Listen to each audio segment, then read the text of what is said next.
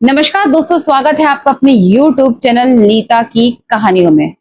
दोस्तों, आपने कहावत तो सुनी होगी ना कि करत करत अभ्यास के जड़मति होत सुजान, रस्सी आवत जात सिल पर करत निशान। कहने का तात्पर्य है, जब एक रस्सी को किसी पत्थर पर बार बार रगड़ा जाता है तो रस्सी अपना निशान वहां छोड़ देती है। वैसे ही निरंतर प्रयास करने से मूर्ख व्यक्ति भी बुद्धिमान बन सकता है।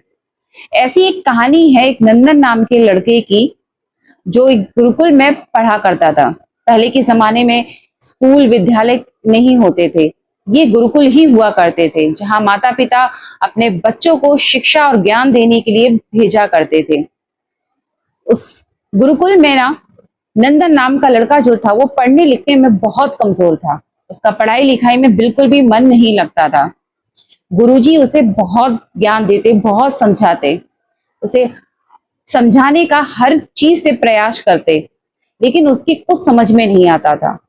गुरुकुल में और भी शिष्य थे, और भी विद्यार्थी थे, वो उसका मजाक उड़ाते थे, उसे मूर्ख राज कह के पुकारते थे। एक दिन क्या होता है दोस्तों, गुरुजी ने एक पाठ याद करने के लिए सभी विद्यार्थियों को दिया। कहा कि कल ये पाठ याद कर आना, और कल जब आप विद्यालय यानी गुरुकुल में आएंगे तब मैं आपसे इन प्रश्नों का उत्तर पूछूंगा। अगले दिन सभी बच्चे तैयार होकर आते हैं और बारी बारी से गुरुजी सबसे प्रश्न पूछते हैं। सभी विद्यार्थी प्रश्नों का सही सही जवाब देते हैं। अब बारी नंदन की आती है। नंदन से भी प्रश्न पूछा जाता है, तो नंदन उन प्रश्नों का उत्तर नहीं दे पाता है। गुरुजी को बहुत गुस्सा आया और गुस्से में बहुत बुरा भला कहा नंदन से। उन्होंने उसे डांटा, फटकारा। अब ना नंदन को समझ में आ गया था कि पढ़ाई लिखाई ना उसके बस की बात नहीं है, उसके तो नसीब में विद्या ही नहीं है। वो सच में एक मूर्ख राज है, सच में ही उसको कुछ नहीं आता। इतना सोचकर ना उसने ना अब गुरुकुल से भाग जाने की सोची। उसने सोचा अब मुझे यहां से जाना चाहिए। उसने अपना थैला वगैरह लटकाया और चल दिया। चलते चलते ना उसे भूख लगी। रास्ते में वो रुका और उसने थैले से सत्तू निकाले, सत्तू खा लिए। उसे खाने के बाद उसे प्यास लगाई। थोड़ी आगे चलकर उसने देखा एक कुआं था। उस कुएं के पास गया और उस कुएं के पास एक रस्सी से बाल्टी बंधी हुई थी।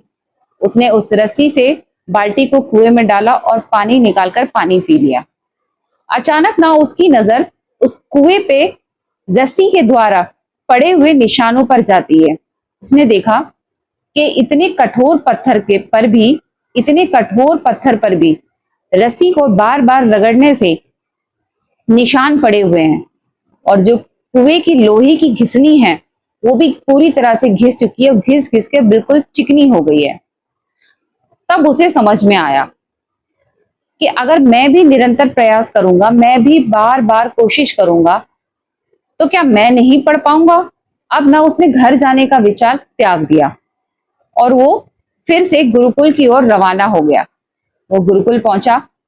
वहां रहकर उसने खूब मेहनत करी। उसने पूरी लगन के साथ पढ़ाई करी। अब लास्ट में परीक्षा होती है और उस परीक्षा में ना सबसे ज्यादा अंक नंदन के ही आते हैं।